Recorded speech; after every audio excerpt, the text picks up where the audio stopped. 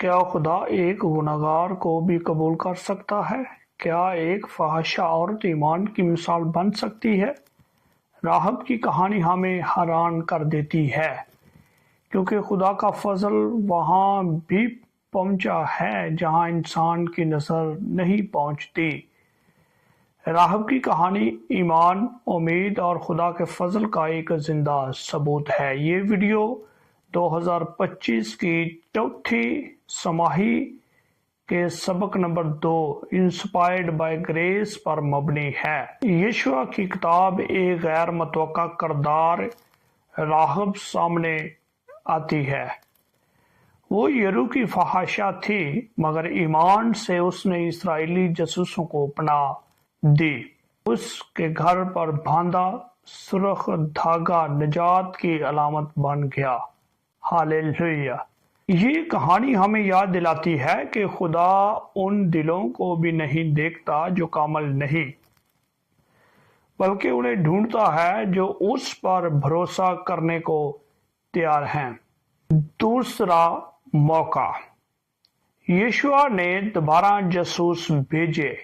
پہلی بار اسرائیل ناکام ہوا، مگر اب خدا نے ایک نیا موقع دیا اور اس موقع کے لیے ایک ایسی عورت کو استعمال کیا جسے لوگ گناہ میں گرا ہوا سمجھتے تھے۔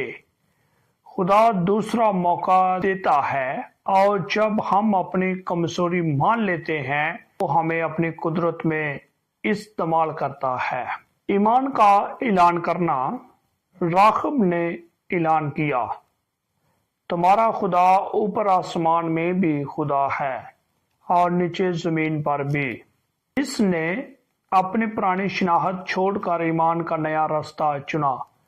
اس کا گھر جو کبھی گناہ کی علامت تھی، خدا کی نجات کی علامت بن گیا۔ سرخ دھاگے کے ذریعے، جیسے خروج کی کتاب میں خون نے دروازوں کو بچا لیا، ویسے ہی ایمان نے راہب کے گھر کو بچا لیا۔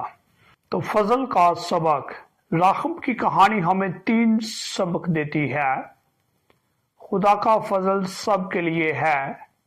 ایمان ماضی نہیں، فیصلے سے پہچانا جاتا ہے۔